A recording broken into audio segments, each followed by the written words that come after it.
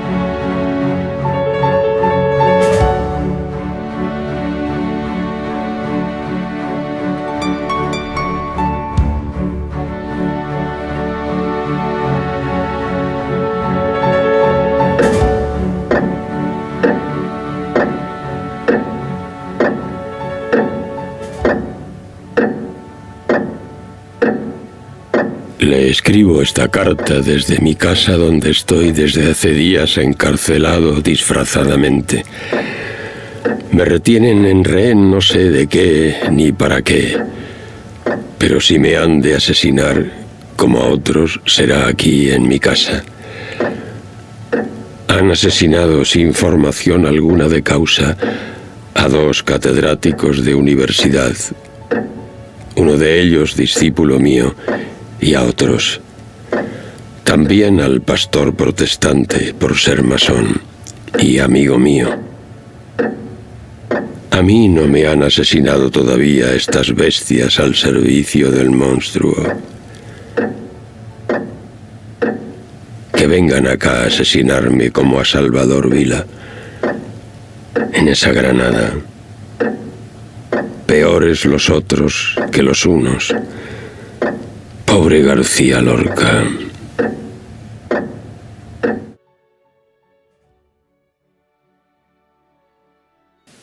Bienvenidas, bienvenidos. Estás escuchando la edición 354 del hombre que se enamoró de la luna. El programa que desde Cuonda y el resto de plataformas habituales de podcast te cita con el mundo de la cultura para dar voz a la gente que sigue impulsando proyectos tan apasionantes como el que ahora os presentamos. Antes, deciros que esta nueva edición lleva la firma de un equipo lunero que conforman Daniel Liébana, Rebeca Mayorga, Manuel Granados, Vicky Cantos y un servidor, Pablo Loriente. Además, también recordaros que nos podéis seguir en redes sociales, en Facebook, Twitter e Instagram. Palabras para un fin del mundo es un documental que nos transporta a los últimos días de vida del filósofo Miguel de Unamuno, con una sensibilidad, rigor y profundidad nunca antes vista. De cómo nos han contado la historia y lo que sucedió realmente, de la relación de la España de aquellos días a la nuestra y de cómo se ha desarrollado un proyecto tan complejo, os hablamos durante la siguiente hora. Visitan esta luna el cineasta Manuel Menchón y el actor Víctor Clavijo para presentarnos Palabras para un fin del mundo.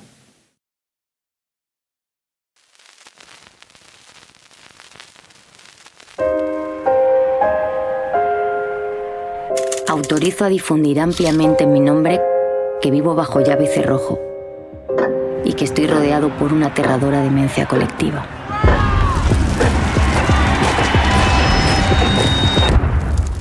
Me sorprende que aún no me hayan disparado. La acción ha de ser en extremo violenta para reducir al enemigo. Nuestro programa consiste en exterminar 1/3 de la población masculina de España. Con eso se limpiaría el país. No volverá a haber desempleo en España. Abogo por una república civil. El militarismo es la mayor plaga del siglo. ¡Muera la intelectualidad traidora! ¡Viva la muerte! ¡Viva España! Ya no puedo callarme. Sería doloroso que a tu padre pudiera sucederle algún incidente desagradable. Creo que es mi deber avisarte por si las cosas van más lejos. De aquellos intelectuales que marchen por las sendas tenebrosas serán fulminados. Esa carta no es mía, es mentira. Yo daré las consignas y vosotros las instrumentaréis. Tenemos que matar. Matar y matar. Me retienen en rehén no sé de qué ni para qué, pero si me han de asesinar, será aquí en mi casa.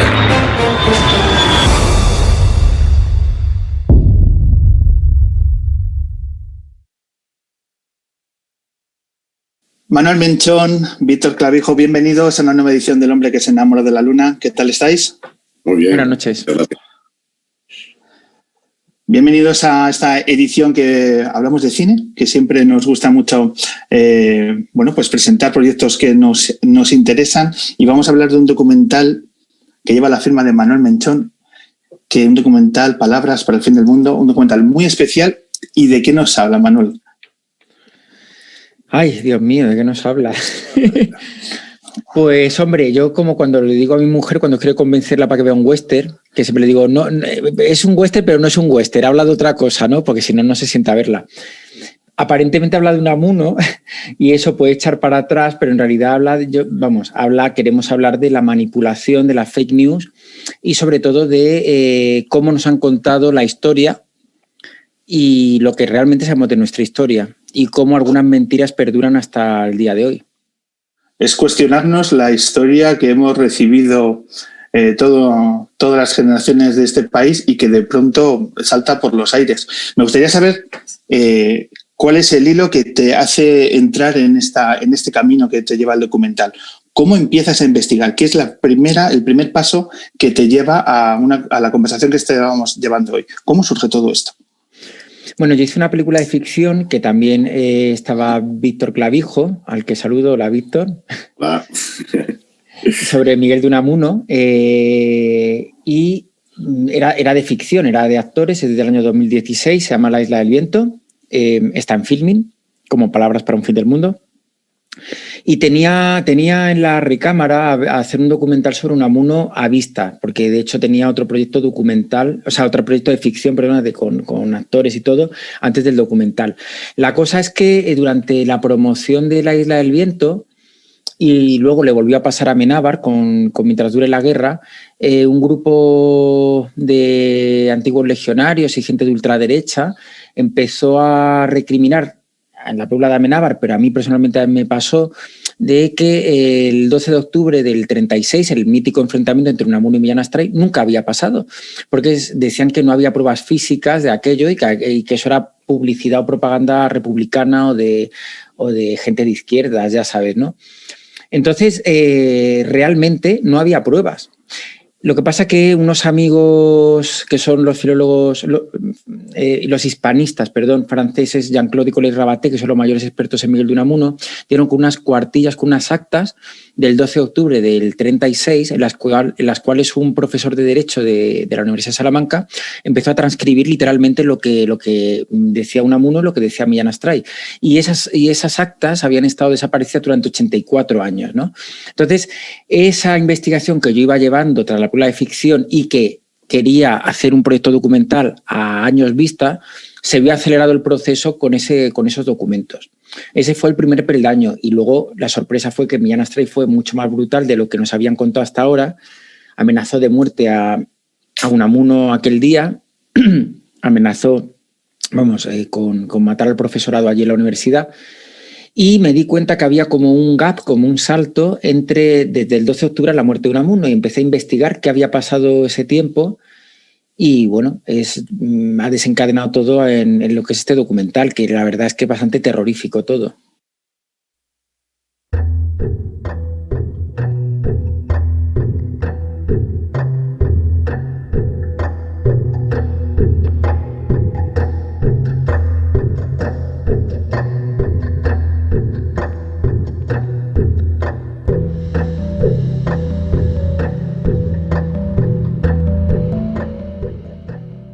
¿Has tenido acceso a esas actas desaparecidas que mencionas? Sí, claro.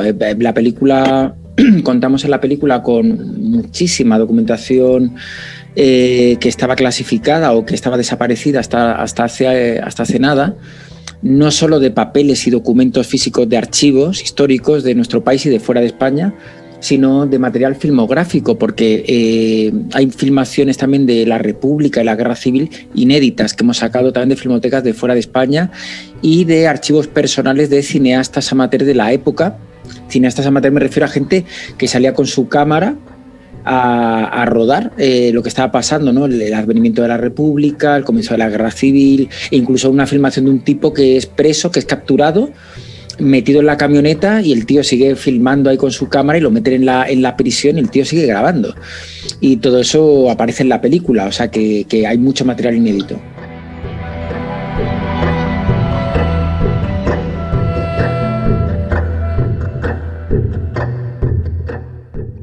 Por contextualizar tu labor de investigación, ¿cuántos archivos has visitado? Uf, es que no te sé decir. Mira, sí, te cuento. A ver, catedráticos e investigadores que han ayudado a documentar la película han sido en torno a 20.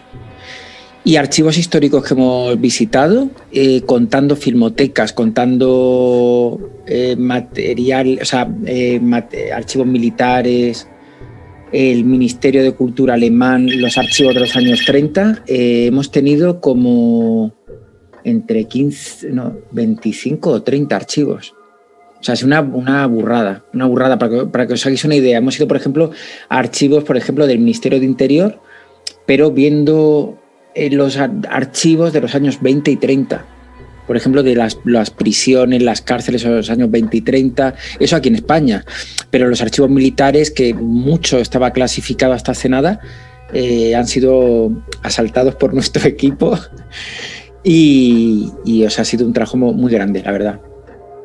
¿Qué archivos, qué lugares en donde has investigado te han dejado una huella más especial? Entiendo que has descubierto lugares fascinantes a nivel del conocimiento que has tenido lugar. ¿Qué archivos te han dejado un recuerdo más imborrable? Pues mira, dos en particular. Uno fue el Archivo Militar de Ávila, viendo un material que nunca se había visto. En concreto, eran expedientes de procesos de gente represaliada. Y vamos, yo he rodado en Eritrea, he rodado en zona de conflicto bélico y he visto mucha burrada, pero hubo algún día que tuve que salir a vomitar directamente al baño, leyendo los expedientes y viendo algunas imágenes. Sí, y no fue un día. Y estaba en Ávila y allí buena carne, y yo soy bastante carnívoro, pero era incapaz de comer chuletón de Ávila. O sea, me hice vegano durante el tiempo que estuve en aquel archivo, ¿no? Y luego me marcó también por otros motivos. No puedo decir el nombre, es un archivo personal privado de filmaciones privadas de una persona, que su bisabuelo o abuelo tenía filmaciones, como digo, de la época, y me dejó marca porque cogí piojos y garrapatas del cobertizo, que era donde tenía el material filmográfico, y me salieron ronchones, erupciones de todo tipo. Ha sido fascinante, la verdad, pero bueno.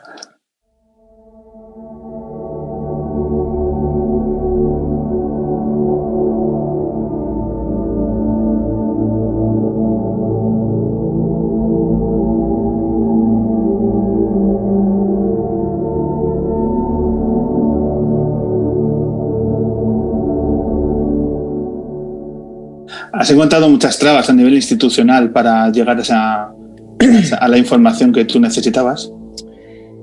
A ver, alguna traba he tenido, sobre todo a nivel... En los archivos que he dicho, no. En archivos activos, no puedo decir el nombre porque no me parece, pero me han puesto muchas trabas para conseguir algunos documentos. Y en particular sobre todo, en todos sitios me han metido miedo. De esto no lo saques, o mira si sacas esto, o esto te va a acompañar, o prepárate a las consecuencias de sacar esto. Eso es a nivel académico, a nivel de profesores universitarios y tal, bueno, en fin. ¿Y te esperabas? No voy a llorar. Pero te esperabas, quizá era previsible, ¿no? Porque el proyecto ha sido controvertido antes del estreno. Bueno, pues quizá el ruido mediático o incluso político, pero desde el mundo académico, ¿tú te esperabas esta reacción ante tu proyecto? A ver, el mundo académico debe decir que no ha protestado, es decir, solo ha habido críticas de un señor que es el bibliotecario de la Universidad de Salamanca, que no es ni siquiera, vamos, no es profesor o doctor en historia, no es... que él sostiene toda su tesis en que el 12 de octubre nunca pasó, y claro, su tesis queda totalmente dinamitada, por así decir, ¿no? No ha habido más crítica realmente. Sí es verdad que, de hecho, la Universidad de Salamanca avala el proyecto, la Casa Museo de Unamuno está también en el proyecto, la familia Unamuno apoya el proyecto, pero sobre todo a mí lo que me sorprende, ¿sabes qué es? Que la prensa de nuestro país, especializada en la cultura, incluso historiadores, nadie ha pedido ningún documento de los nuevos, ni me han pedido hablar con ninguno, por ejemplo, con los médicos forenses que han participado en la investigación. Entre ellos Francisco Echeverría, que es el mejor médico forense de España. Hizo el análisis forense de Salvador Allende, las pruebas de ADN de Colón y de Cervantes. Es decir, estamos hablando de alguien muy importante. Y nadie se ha molestado en preguntar nada. Ningún crítico de cine, ningún periodista. Lo cual dice mucho de la cultura de nuestro país. Es bastante deprimente, la verdad.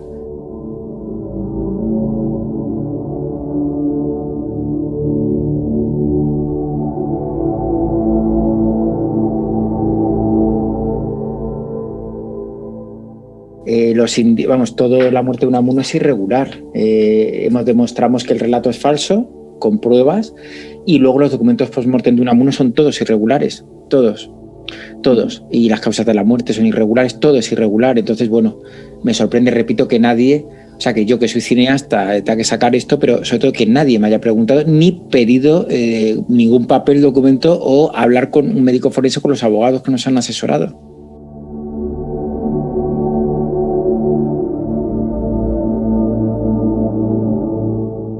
Citabas a la familia de Unamuno, que yo creo que es clave en este proyecto.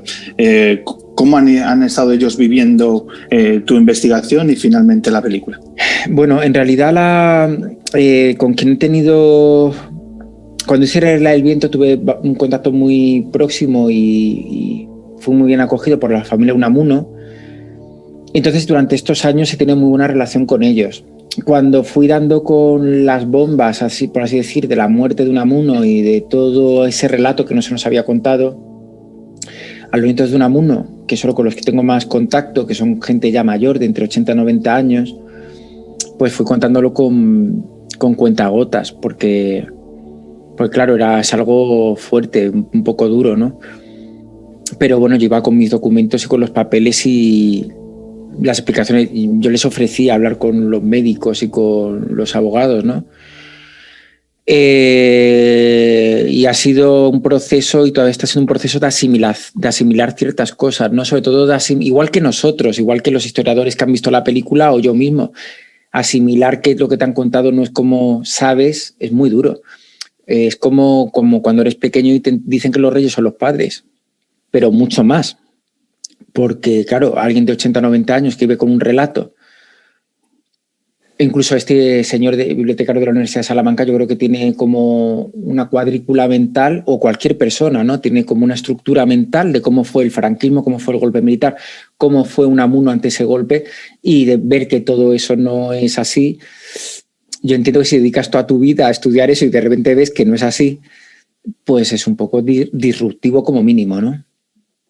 Pero creo que se erige de metáfora de, como decía al principio, no habla sobre Unamuno, sino habla sobre lo que sabemos de nuestro pasado realmente, ¿no? Porque si esto pasa con este señor tan importante como Unamuno, ¿qué habrá pasado con nuestras familias, por ejemplo? ¿Qué sabemos? Yo tengo un relato de mi abuelo, pero no sé si es cierto o no.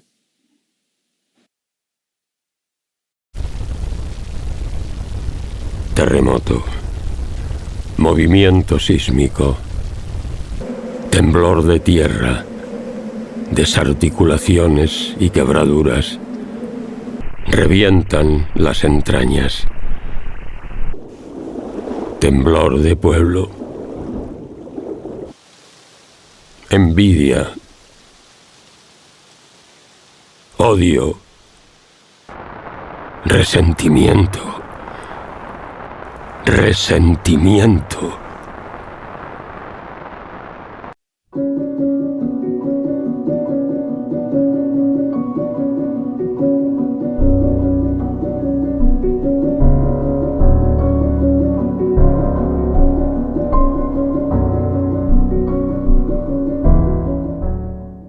Manuel, ¿en algún momento has vivido la historia de Unamuno como algo obsesivo en tu día a día?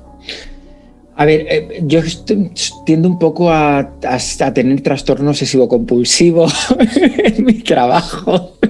Esto quiere decir que soy incapaz. Yo cuando entré en el proyecto le dije al rector de la universidad, mira, le advertí, le dije, yo voy a entrar con pico y pala aquí. Y con bulldozer, le dije, o sea, yo no voy a hacer un documental de entrevistas, o sea, no te esperes que esto va a ser poco, porque soy un poco... O sea, que si me meto en un proyecto... Mira, yo no concibo mi profesión como un trabajo, es mi vida también. Entonces, si me meto en un proyecto tiene que merecer la pena. Es decir, para el equipo que forma parte de él, que es algo que merezca la pena, y para mí mismo, porque voy a trabajar como un capullo. Entonces, no quiero hacer una película que se olvide a los 5 minutos de ver la película. Quiero que sea algo que realmente le diga algo al espectador y a todo el equipo que participa.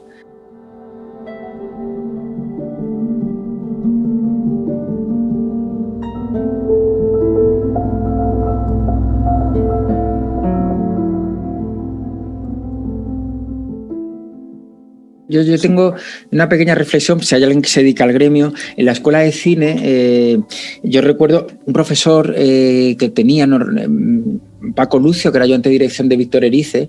Recuerdo que dijo una cosa, una tontería, pero que a mí se me quedó como la gran lección de la escuela de cine, que fue como, chicos, dejaros de pajas mentales. Dijo, imaginad que sois padres, que tenéis que buscar una canguro, que se quede con vuestros hijos, aparcar el coche, pagar el parking, pagar las 2 entradas, pagar las palomitas y pagar las palomitas, buscar el hueco para ver la película. Dice, lo que vayáis a ofrecer tiene que merecer la pena.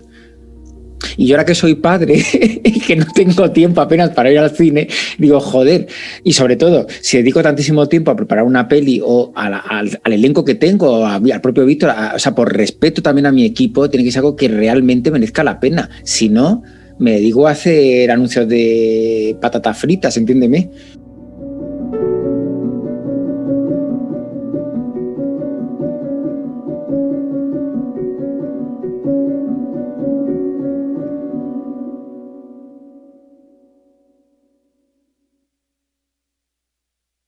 Serán encarcelados todos los directivos de los partidos políticos, sociedades y sindicatos no afectos al movimiento, aplicándose castigos ejemplares a dichos individuos para estrangular los movimientos de rebeldía o huelgas.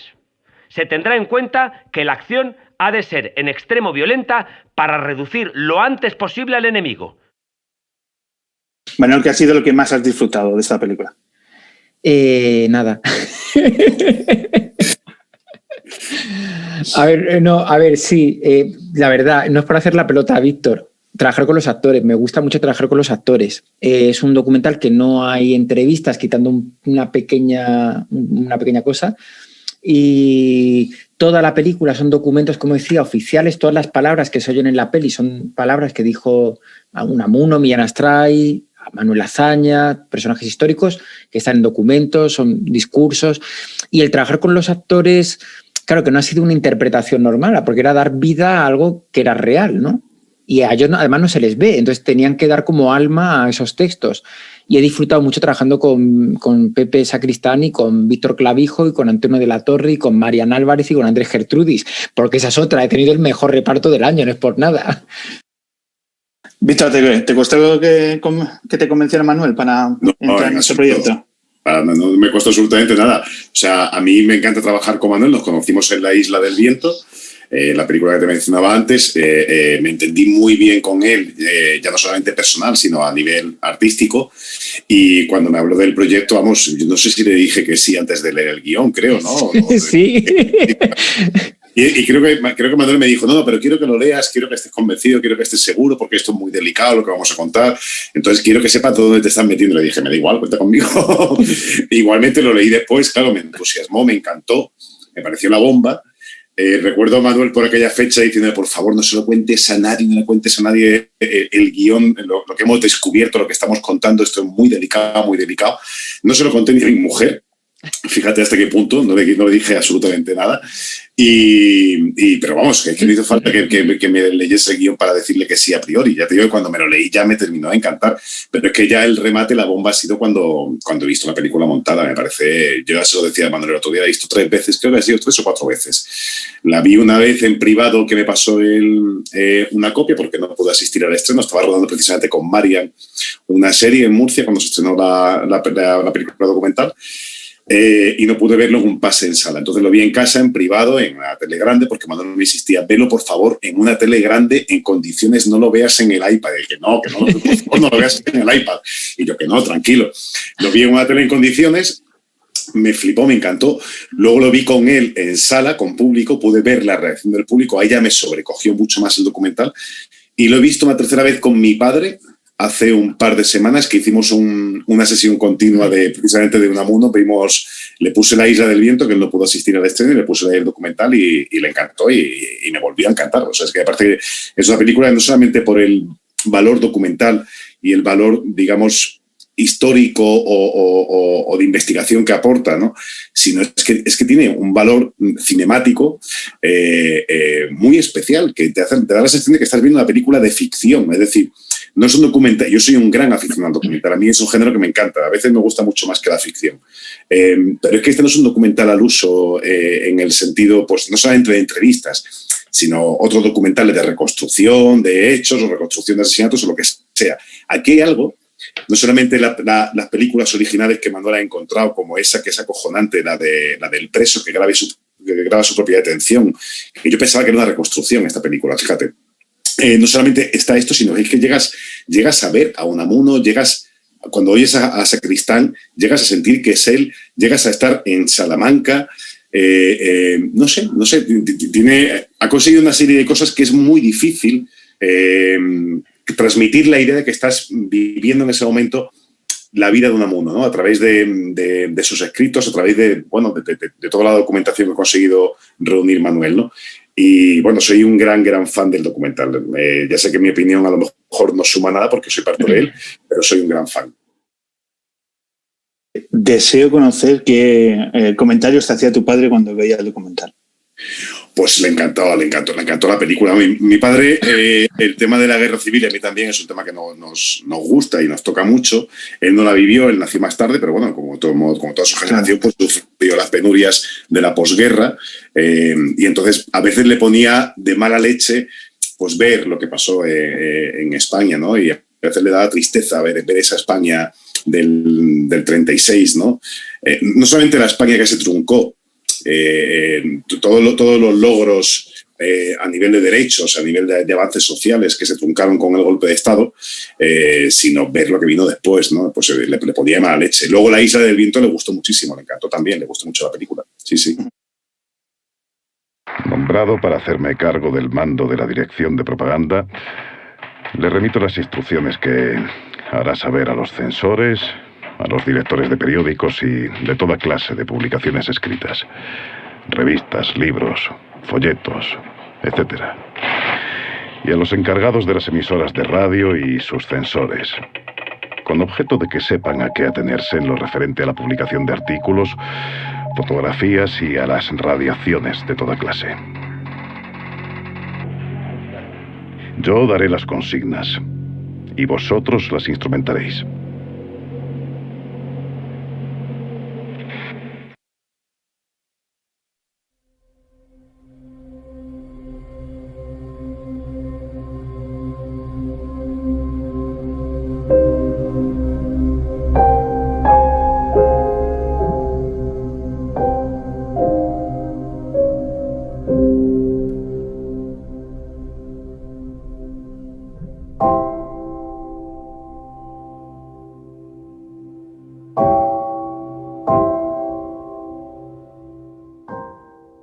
¿Cómo has preparado tu papel en el documental? ¿Cómo es el proceso para llegar a hacer este trabajo? Pues mire, Manuel tenía muy claro que no quería que hiciese a un ogro, en el sentido de él decía, este tío es un ser humano, vamos a bajarlo un poco, no hagamos, aunque ya sabemos que es el malo de la película, pero no hagamos al malo, no lo subrayemos. Él tenía mucho interés en que no subrayase absolutamente nada, pero claro, hay frases en los propios textos de Millán Astray, ¿no? Como dices, viva la muerte, viva España, pues tienes que darle este énfasis legionario con el que ellos lo dicen, ¿no? Con el que ellos sienten las cosas. Y sencillamente, bueno, pues lo abordé desde el punto de vista de alguien que efectivamente cree 100% en lo que dice. Es que es la única manera que tiene un actor de abordar a un personaje, que es darle la razón al personaje.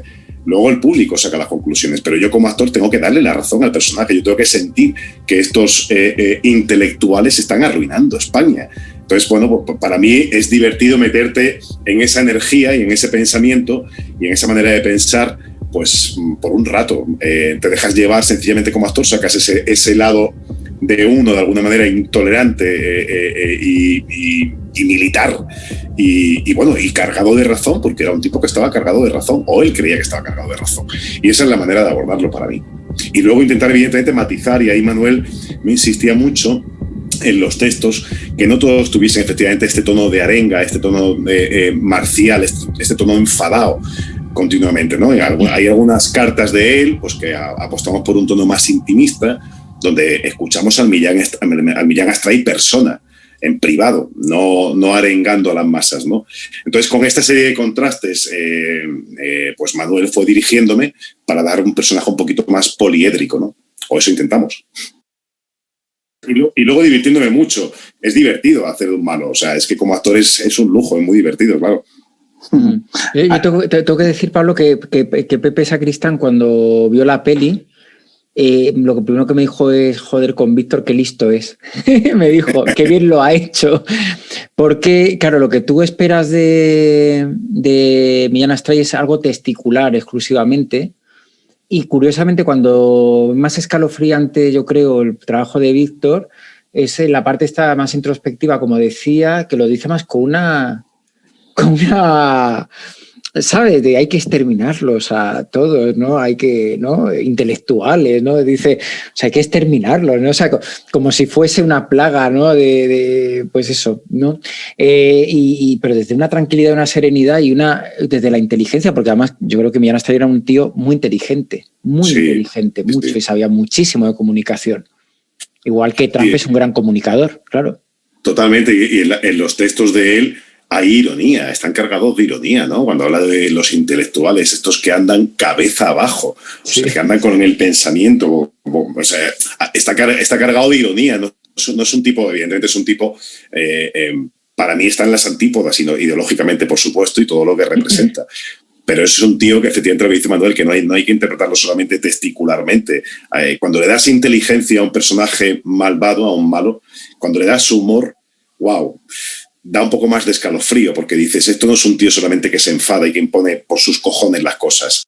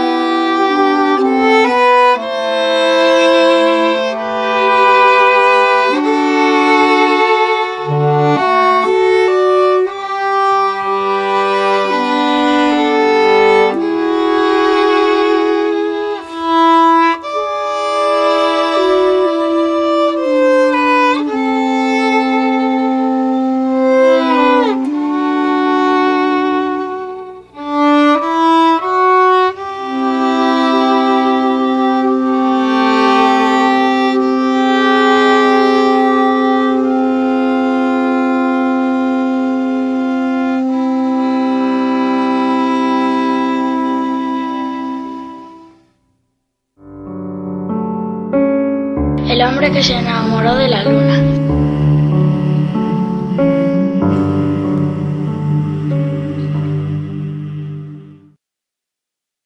Víctor, ¿has escuchado fragmentos sonoros de Millán Astray? No he escuchado. Me pasa una cosa como me pasa con otros personajes históricos que he hecho. A los personajes históricos, salvo que sean una referencia muy, muy cercana para el público, que de repente digas, hostia, es que así no hablaba fulano o mengano. Franco, por ejemplo, tenemos mucho más la voz de él, mucho más metida en el imaginario colectivo, pues me parece que puede ser un peligro, porque a lo mejor de repente tenía una voz aflautada y no me interesa para nada hacer una imitación, porque a lo mejor 2 o 3 personas que pudiesen de repente sí conocer esos archivos podrían decir, pues sí, se parece la voz, pero a lo mejor no nos interesa a nivel dramático, a nivel documental y a nivel dramático, ¿no? Me pasa con otros personajes históricos que de repente, hay un punto en el que la investigación es interesante, pero hay un momento en el que el actor tiene que coger las riendas, o por lo menos yo pienso así, y decir, vale, hasta aquí mi investigación, esto es trabajo cerebral, hasta aquí mi trabajo de recreación o imitación del personaje, si es un personaje muy conocido, y si no, vuelo yo con mi imaginación y con mis recursos para crear un personaje de carne y hueso de primeras, ¿no? Porque me interesa más que sea un personaje que el público lo sienta, a que el público diga, ah, sí, se parece la voz, y ya está, y le deje frío, ¿no? Y sobre todo tengo la suerte, efectivamente, de que no es un personaje cuyos archivos sonoros sean muy conocidos, si existen, que yo no he escuchado ninguno, por parte del gran público, ¿no? Yo quería añadir a esto una cosa. Por una parte, de Millán Astral no hay archivos sonoros, y luego hay una trampa aquí, que es que, como Víctor dice, si no es una persona muy, muy cercana, por ejemplo, es decir, si Víctor interpretase a José María Aznar, que lo estoy pensando, Víctor. No eres el primero que me lo propone. Flipa, no sé por qué, o sea, no, vamos, yo no me veo ningún parecido, pero no eres el primero que me propone. Lo harías muy bien, pero bueno, a lo que voy es que, bueno, harías bien casi todo. Lo de Torbe no lo sé, pero sí lo de José María Aznar. Entonces, a lo que voy es que todo el mundo lo conoce, quiero decirte. Sí hay que imitar, yo creo. Pero es un peligro cuando es alguien de los años 20 y 30, porque, para empezar, las referencias que hay, por ejemplo, las referencias que tú puedes seguir de Franco son más de las grabaciones de los años 60, 50, pero los años 30, cuando hay grabaciones de algún famoso tipo Churchill o el propio Miguel de Unamuno, que hay una grabación en la Biblioteca Nacional, no sirven, porque están registradas en discos de pizarra, y eso hace que el sonido sea muy agudo de todos. Ah, fíjate, no había pensado eso. Sí. Claro, esa es la explicación, evidentemente, porque siempre suenan tan agudas esas voces. Suena muy agudo porque el sonido de pizarra, es que lo estuve trabajando eso también para ver cómo era. Entonces, eso es un error, porque no se sabe, porque claro, tú oyes, por ejemplo, las primeras grabaciones de pizarra de los cantantes de blues y todo esto americanos, y hoy en día, o sea, hay grabaciones, por ejemplo, de Primo de Rivera, no del falangista, sino del padre, del dictador Primo de Rivera, que se conservan. Y también tienen voz muy aflautada, muy agudo todo, porque la pizarra tiende a agudizar el sonido, y luego, por otra parte, claro, es muy viejo, es decir, no suena bien, es algo que ha pasado un siglo prácticamente, ¿no? Entonces no te sirve realmente. Entonces yo creo que tiene que partir, la interpretación, en mi opinión, tiene que partir siempre de la verdad. Y la verdad, claro, si eso es un escollo para la verdad, se quita. Claro. ¿No? A no ser que haya un filtro del espectador que diga, no, José María Aznar es así, habla así, anda así, ¿no? Pues ahí hay que imitar, evidentemente, ¿no? Es mi opinión. Sí, estoy completamente de acuerdo. Y además, es una ventaja, por lo que decía antes, porque te da una cierta libertad como actor para quitarte, pues, ese escollo de la imitación, que siempre es un escollo muy peligroso, muy delicado, ¿no? O sea, evidentemente en Millán Astray hay referencias cinematográficas, visualmente era un tipo con una imagen muy clara. A mí me habría encantado hacerlo en cine, pero sí, eso sí, evidentemente, si lo haces en cine, claro, por supuesto que tienes que recrear esa apariencia, por supuesto, pero es cierto que la voz te da cierta libertad, el no tener que recurrir a una imitación, y sobre todo recurrir a la verdad es la única herramienta como actor para poder transmitir a un personaje una emoción. Sí, ahí he tenido esa suerte, sí, la verdad que sí. Claro, el espectador estaba muy condicionado en nuestra película por la película de Amenábar, que tuvo tantísima audiencia. Claro, la interpretación que hace Carra Lejalde es como con una voz muy aflautada, precisamente imitando la grabación de disco de pizarra aquella. Y cuando llamé a Pepe Sacristán, me dice por teléfono, oye, no pensarás que voy a poner voz así todo el rato. Dice, no lo pienso hacer, ¿eh? Y yo le dije, no, quiero que lo hagas tú porque aparte al no ver al actor, quiero que haya un vínculo emocional con la voz y digo, para mí es la conciencia nacional de alguna manera, pertenece a Sacristán de alguna manera y Unamuno era la conciencia de la época. Sí es verdad que algún espectador me dijo, oye, pero Unamuno no tenía una voz así más aflautada por lo de la película de Amenábar y yo lo que lo dije de verdad, dije, es que yo creo que son palabras muy graves las que se dicen y yo creo que tiene que acompasar de algún modo, es decir, cuando en el Paraninfo ese discurso es la gravedad del texto, lo que pesa, ¿sabes? Lo que gravita y casi una gravedad moral y ética, que la voz tiene que estar ahí también, ¿me explico? Bueno, esto son cosas entre director y actor. Pablo, no sé si tiene interés para el público, yo creo que mucho. Sí, pero no lo sé. Tiene mucho. Yo me preguntaba cómo ha sido dirigir a los actores en el estudio, porque, claro, estos talentos, estas voces, que parece que todo es naturalidad y que tienen este talentazo para hacer este proyecto y los que quieran.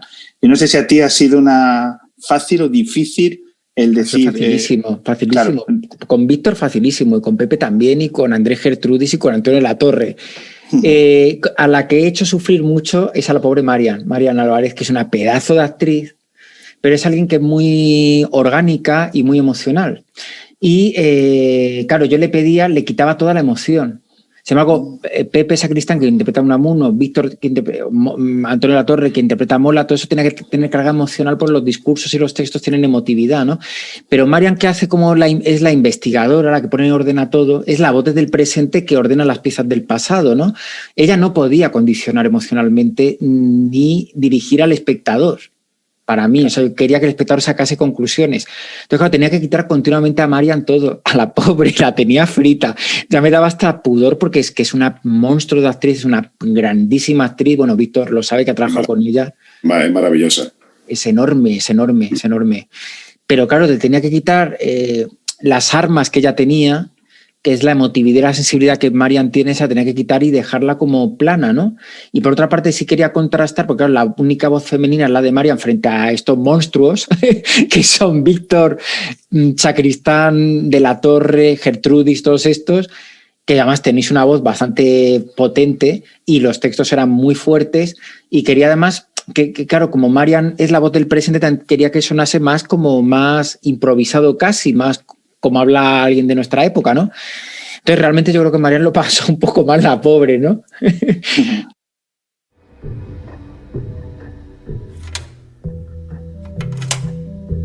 El general Mola, con el nombre clave del director, redactó y difundió a militares de su confianza instrucciones reservadas en las que fue organizando el golpe de Estado desde años antes.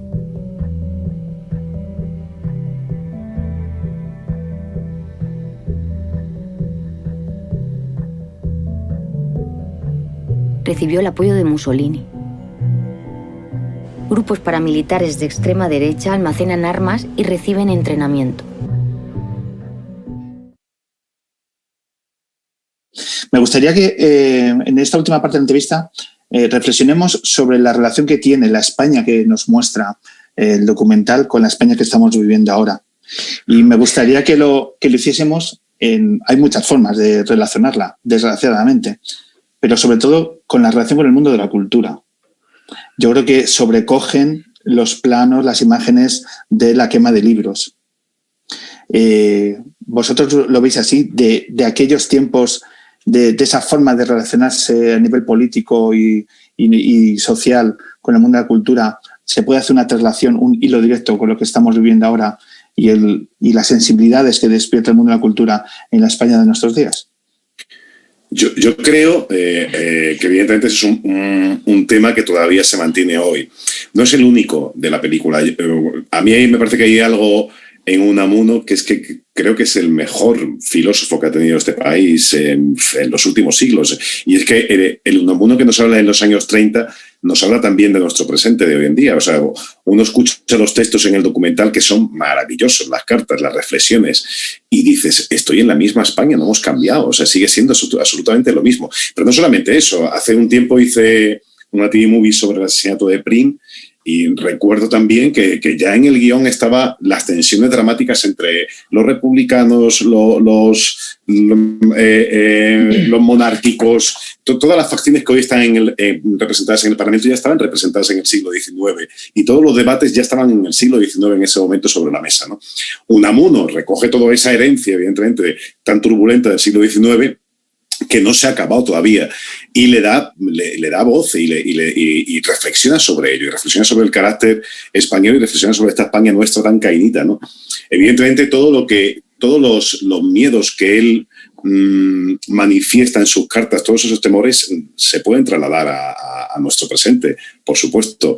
Y la cultura siempre ha sido un enemigo de los absolutismos, de los totalitarismos.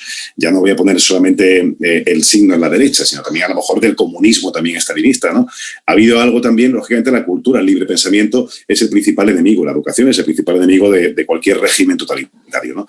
Y evidentemente siempre ha sido algo muy infravalorado en España, ¿no? El otro día lo decía, no recuerdo dónde lo decía en redes sociales, le contestaba a alguien, pero creo que es verdad que el alimento, se ha primado siempre el alimento material, el alimento lógicamente para el cuerpo, pero no el alimento para el espíritu. Siempre se consideraba al artista como un vago en este país, ¿no? Cuando tú decías, no, es artista, es de estos que, bueno, se levanta las tantas, piensa, él crea con su cabeza, pero no es el trabajo físico de las manos. Y la cultura no solamente aporta un pensamiento no solamente crítico sobre la realidad que te rodea, hace una población, lógicamente, mucho menos manipulable y crea también muchísimas cosas, ya no solamente trabajo, crea cohesión social, crea identidad social, crea muchísimas cosas. Y siempre ha sido un enemigo, ya no voy a decir de la derecha, porque no creo que toda la derecha odie la cultura, pero sí de la extrema derecha o de la extrema derecha. Y quizá pues también de los regímenes totalitarios de cualquier signo, ¿no? Y evidentemente siempre ha sido, no te voy a decir que muy maltratada, pero sí no ha sido bien tratada en España, ¿no? En muchos sentidos, ¿no? La quema de libros, efectivamente, es un ejemplo. La quema de libros, que es una película original, o sea, es un archivo original que encontró Manuel, el único de la quema de libros que existe de esa época en España, ¿no? Ya se veía también en Alemania, por supuesto, pero en España se empezaba también a imitar. Y todos esos archivos, te lo podrá contar Manuel también, desaparecieron o se destruyeron misteriosamente después de que cayese el régimen nazi, porque el régimen franquista quería desvincularse, una vez que cayó el nazismo, pues del régimen nazi todo lo posible, para que evidentemente, pues bueno, pues no fuesen los siguientes en caer, ¿no?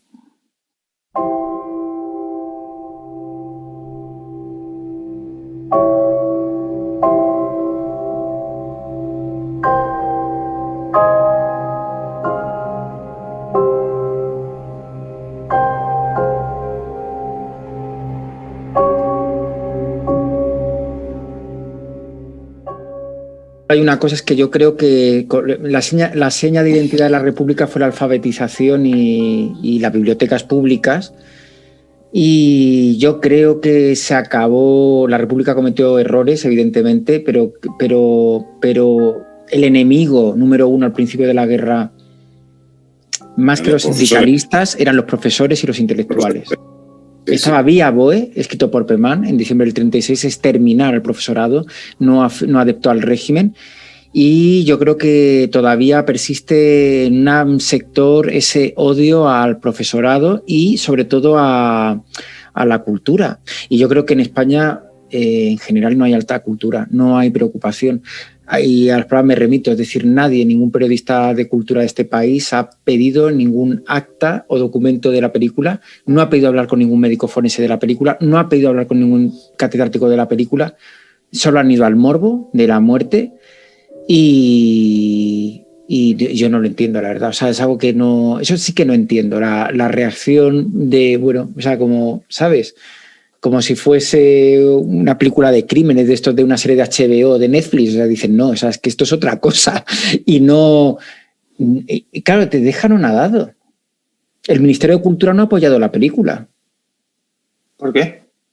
No lo sé. Creo que han entrado en Padre No hay más que uno o dos, que está muy bien, ¿eh? No digo yo que no. Pero oye, digo yo que para esto tenían que haber entrado, ¿no? Entonces dices...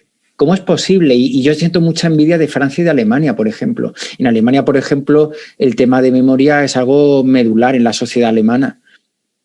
Y en Francia la cultura es el eje de la propia nación francesa. El cine, la literatura, la música, todo lo cuidan mucho. Aquí hay un gobierno de izquierda, se supone, que bueno, no sé, qué ayudas hay con el COVID para la gente que hace teatro, para los músicos, los propios cineastas. Nosotros hemos tenido mucha suerte porque ha sido un documental muy taquillero, pero compañeros que han hecho documentales es que las cifras son de risa. Y vamos, yo he ido a muchos coloquios para que la gente fuese a las salas, porque me lo pedían los cines. Yo como cinéfilo decía, claro, yo voy para que la sala se llene, porque es un drama lo que está pasando. Toda esta gente está en contra de la inteligencia. Están disparando a los intelectuales.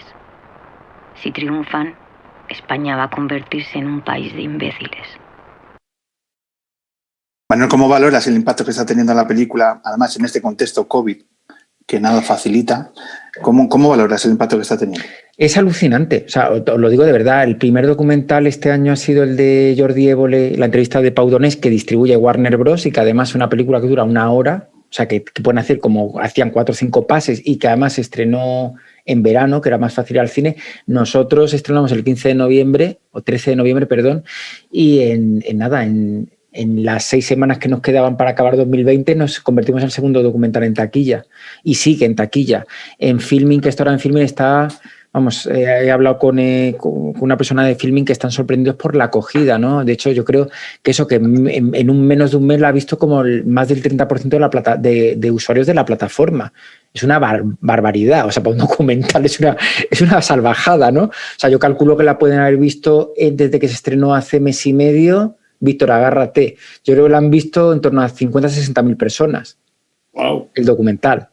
Si no, no pasa todavía en televisión españolas y, o sea, en pinta de una pandemia, quiero decirte, ya una película en blanco y negro sobre Unamuno que se llama Palabras para un fin del mundo, que es el título menos apetecible en mitad de una pandemia para ver, ¿no?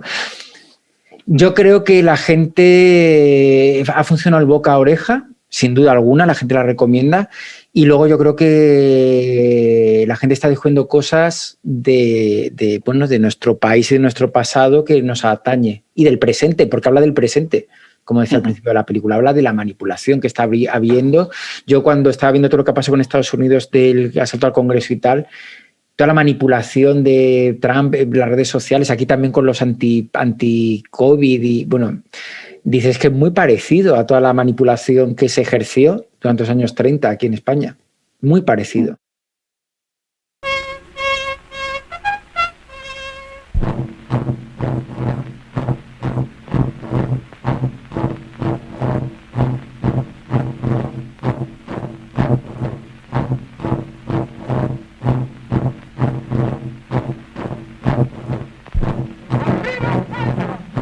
Ay de aquellos intelectuales que marchen por las sendas tenebrosas. Y los que empleen los caminos sutiles, los disfraces, los juegos de palabras, desde los que se lanzan flechas ponzoñosas y se esconde el pecho. Esos serán fulminados.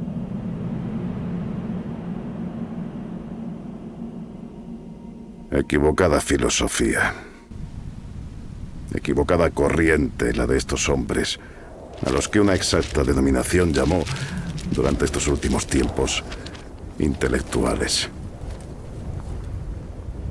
Hombres que andaban con el intelecto.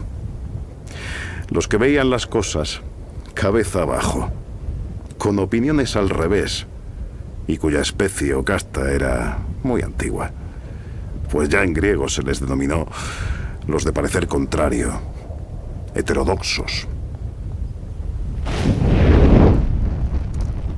Heterodoxos, sofistas, herejes, bachilleres, pedantes, intelectuales. Místicos, ansía España, que frente a los intelectuales rebeldes, insumisos y locos por una absurda libertad, muestren a los demás españoles que no hay libertad verdadera más que en la sumisión.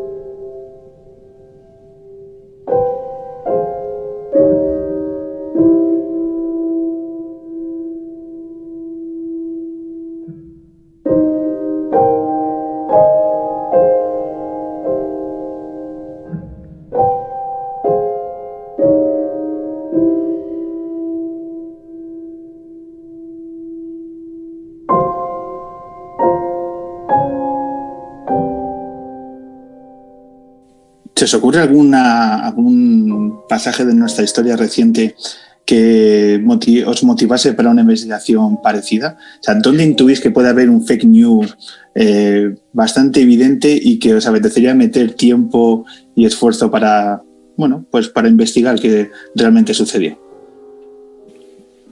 Wow, no sé decirte. Hombre, pero ya se ha hecho y ya te lo he mencionado antes. El tema de Prim, que se hizo una TV muy buena, dirigida por Miguel Bardem, pero es un tema es uno de los primeros magnicidios de la historia que nunca se han terminado de aclarar. De España, pero muy parecido en forma y en fondo al que se le hizo a Kennedy 100 años después en Dallas. Un fuego cruzado o una conspiración dentro del gobierno, en fin. Me parece que es un tema que está sin resolver, pero como hay tantísimos otros también en este país, tendría que pensar ahora cuál de ellos, pero claro, cuál ha sido una fake news, que tengamos la intuición de que ha sido una fake news. Seguramente hay muchísimos. ¿A ti qué se te ocurre, Manuel? Es que hay muchísimos, pero no en España, en todos los países. Las historias de cualquier país es del que gobierna, es el que genera la historia, y luego los políticos en general siempre tienden, ojo, no por maldad o por nada, sino porque es así. La realidad es muy compleja, muy compleja. Entonces tú no puedes explicarlo a la ciudadanía tal cual es la realidad, porque la gente no se enteraría realmente. Eso para empezar, ¿no? Partiendo de esa base, los relatos, la política siempre es relato y el poder siempre es relato, ¿no? Podemos empezar desde la propia fundación de nuestro país, desde los Reyes Católicos. O sea, te quiero decir, es que todo eso es un constructo también, ¿no? Que también hubo quema de libros, autos de fe en aquella época, la expulsión de los judíos, todo esto, ¿no? Cómo nos ha llegado. Es que todo realmente, pero repito, no es algo de España, es algo yo creo que de cualquier país. Puede que de Suiza, ¿no? Porque es muy pequeño. No sé si en Suiza tendrán grandes secretos de Estado. Están en los bancos los secretos. Los bancos, claro. Pero no lo sé. Es que realmente a mí me gusta mucho la historia y... Bueno, a mí me gustan muchas cosas, la verdad, pero la historia es una de ellas. Y de esto que tengo que dejar de leer libros de historia, porque digo, uy, aquí hay un temazo, ¿no?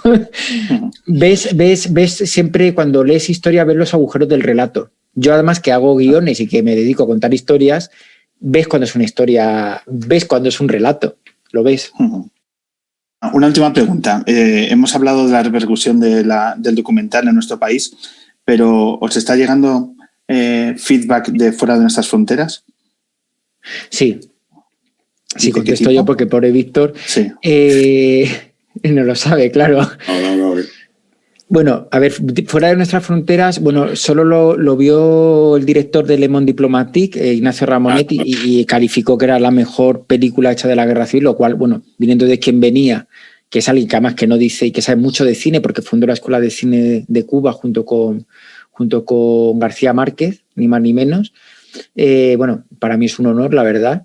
Y la están pidiendo de bastantes festivales fuera de España. Y, curiosamente, que esto Víctor tampoco lo sabe, me la están pidiendo de universidades de todo el mundo. De Yale me la han pedido, de Australia, o sea, de la Universidad de Sydney, la quieren ver. O sea, y el rector de la universidad me advertía que prepárate, que durante años y décadas va a haber tesis doctorales contra la película y investigando más de la película, ¿no? Porque, bueno, repito, no se circunscribe solo a Unamuno. Mil gracias por acercaros a esta edición del Hombre que se enamoró de la Luna. Enhorabuena por este trabajo que, bueno, pues recoge, como dice Manuel, muchas cosas más allá de Unamuno, y gracias por hacer de una película y con un trabajo de una sensibilidad tan especial y que nos hace pensar, y ojalá muchos y diferentes públicos lleguen a ver vuestro trabajo. Así que mil gracias por estos minutos. A vosotros. Y nada, aprovechamos para decir que el público la tiene en Filming a tiro de piedra, que no deje de verla, porque es que no hay persona que no la haya visto y está esto que te voy a decir yo, pero que no le haya encantado, la haya removido, le haya tocado en algún lugar. Si no es en un lugar intelectual, es en un lugar emocional seguro, ¿no? O sea, que no dejen pasar la oportunidad de verla. Sí, nada, yo también igualmente lo que Víctor dice y nada, que en tiempos de pandemia hay que ver pelis con mantita en el sofá. Aunque el cine con la mascarilla tampoco está mal, ¿sabes? Bueno, y a ver si llega pronto el momento de podernos vernos en directo cuando grabemos con nuestro público y hablamos de todas las repercusiones pasado el tiempo de la película. Muchísimas gracias y hasta pronto. Muchas gracias a vosotros. Los mayores nos figuramos que nuestros juegos son más serios que los vuestros, porque en los nuestros se matan los jugadores. Y hay muchos de nosotros que quieren enseñaros nuestros juegos. Decidles que no. Decidles que las escuelas de España deben ser las verdaderas casas del pueblo. Decidles que no queréis que entren en ellas nuestros malditos juegos de guerra civil. Y ahora, niños, voy a tomar la palabra en vuestro nombre y a decir a mis compañeros, a decirles con vosotros, dejadnos jugar en paz. No queremos vuestros juegos de rabia y de muerte, y no nos enseñéis a amenazarnos unos a otros. Enseñadnos a vivir en paz.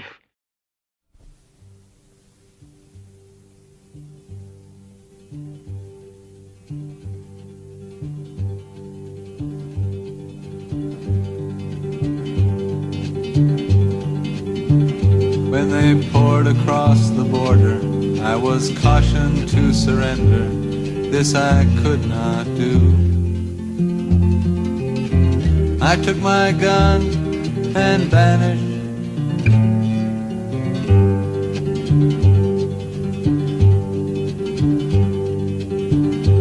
I have changed my name so often. I've lost my wife and children, but I've many friends.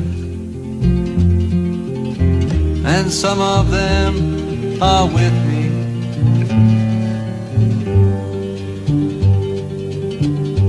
An old woman gave us shelter, kept us hidden in the garret. Then the soldiers came. She died without a whisper.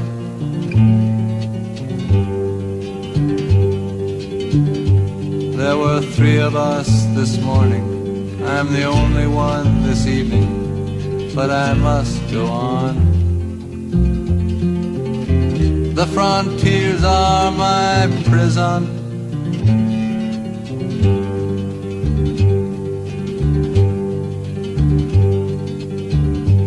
Oh, the wind is blowing. Through the graves the wind is blowing. Freedom soon will come. Then we'll come from shadow.